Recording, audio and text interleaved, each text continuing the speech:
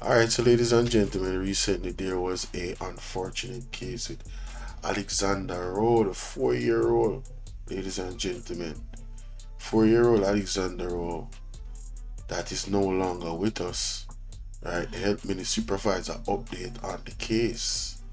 Alright, and Alexander Rowe, the 4-year-old, she she died at hospital.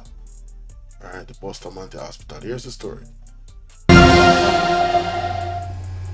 And welcome back to Primetime News. Special welcome to folks on OneSpotMedia.com. Up first this evening, a TVJ News follow-up. Health Minister Dr. Christopher Tufton has broken his silence on the death of 4-year-old Alexandriana Jones at the Bustamante Hospital for Children. People, look at that little angel, man. Look at the little angel.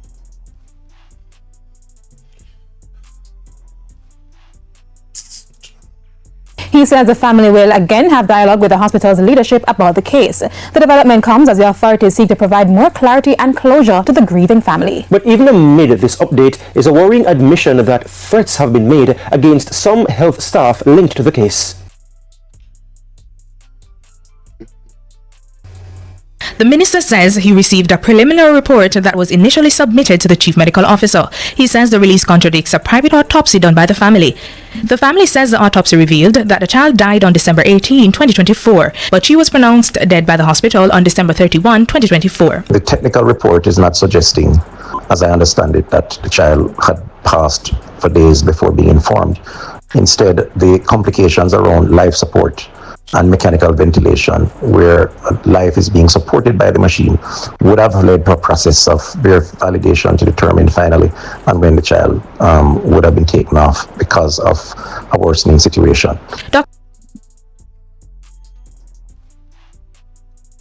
No, I'm not a medical doctor, but you have to read the room. What he just said a while ago doesn't, in my opinion, seem very concise at all. It seems like he was trying to make something up. I mean, honestly, this is what this is what I got from it. I didn't get a sense of a clear explanation that made any sense. A machine dysfunction. Yo, listen, man.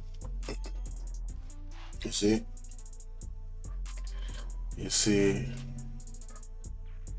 we have to be careful in our life. We really have to be careful in life. I'm gonna play, after he speaks, I'm gonna play what the shadow minister has to say.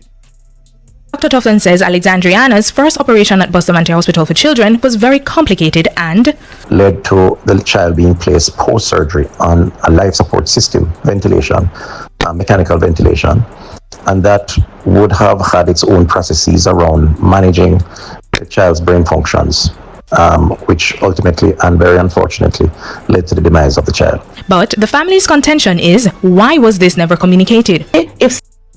If it was that bad, they should have said that to us from the get-go, instead of coming out giving us hope that This is the mother, the aunt, Sushana Watson.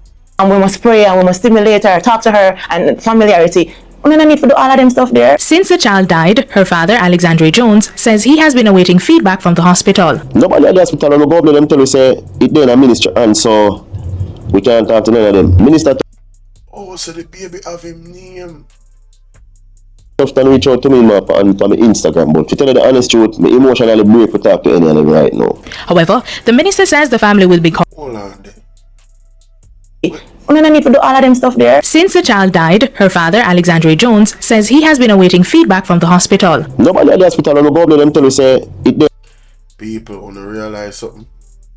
Jones says he has been awaiting feedback from the hospital. Nobody at the hospital and the government them tell you say it then a ministry, and so The man named Alexandre Jones. His daughter name is Alexandra. The fact that didn't give her the name, his name, just a letter different, it tells you how special this child is to him. It tells you, look at the man, Bridget. Jesus.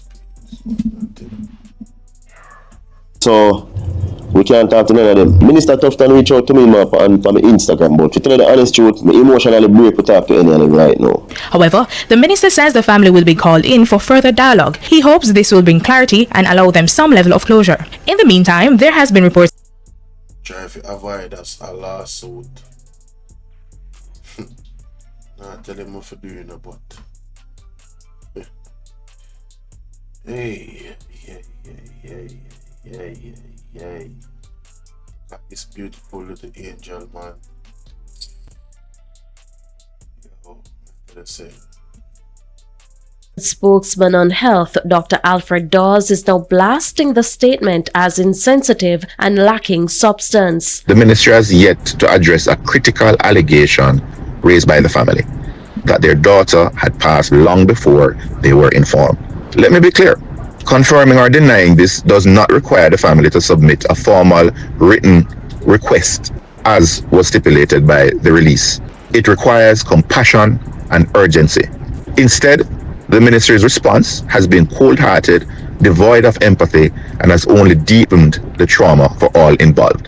Dr. Dawes has expressed outrage that Bustamante Hospital for Children, despite its reputation as a leading institution, lacks a critical diagnostic tool such as a CT scanner. This unacceptable gap in resources creates preventable delays that cost lives. I ask, how many more lives will we lose before the ministry prioritizes patients and staff over costly, delayed infrastructural projects that seem to benefit no one?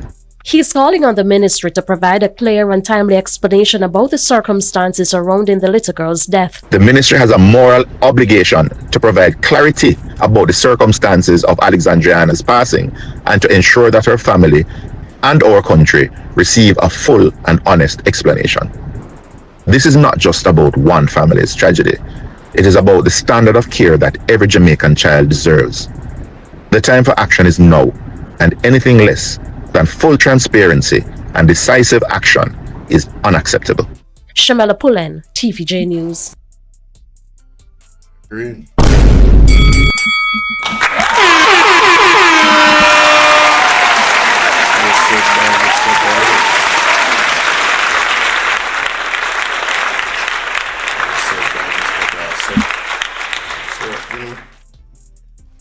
The situation with Alexandra Jones is not something that we should have become a 9-day wonder.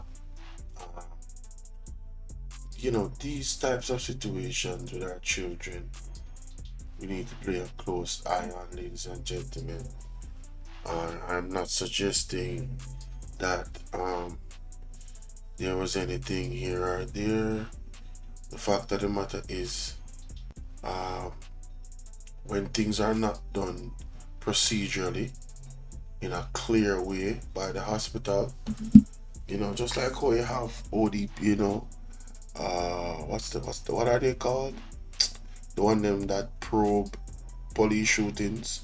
There needs to be, in my opinion, if there isn't already, a body that probes. And I'm talking about this would be one of the most serious law enforcement entities in Jamaica. One that probe possible organ harvesting and child trafficking and those types of things. You know, this has to be a entity that, you know, nobody is above. Not even the Prime Minister of Jamaica. This is an entity that needs the full support.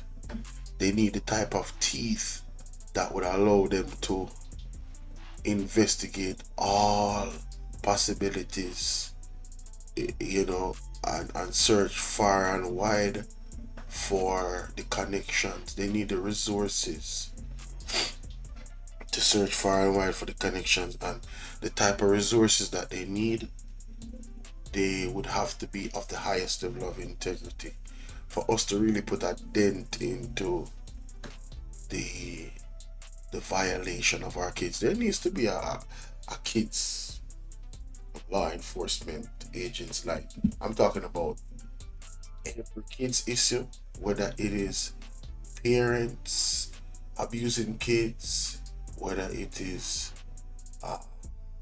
the essay of kids, whether any form of harm coming to kids, there needs to be a whole law enforcement entity that does solid investigation, like the FBI, where they have a 99% conviction rate, and nobody is exempt from investigation. That is what is my suggestion, ladies and gentlemen. Let me know what you think in the comment section, because we cannot bear any more of our children. And I say our children because this is the way we as Jamaicans are neighbors. We are neighbors. We are living in the same island. We should be empathetic and sympathetic to everybody's loss. Don't wait till they reach your doorstep until they actually care. Too many people have done that, and then they reach their doorstep and then they cry for help from everybody else. Let us live with compassion for each and everyone. A mindset of giving a damn. Not only giving a damn, but giving a damn to the point where you're ready to mobilize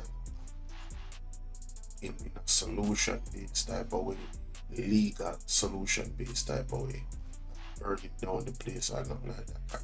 Threatening anybody. I'm not saying that the family threatened anybody, because they called out Tufton. I'm not saying that he's lying on them, right? But I'm just saying, generally speaking, moving forward, yeah, we need to help each other. We need to unite as a people under God. Alright? Stay prayed up, fasting, so we can have the spiritual eye to help us. Right? And a lot of the people in those agencies would need to have the spiritual eye to also do their, technical and physical investigation. It's all in it. That is it.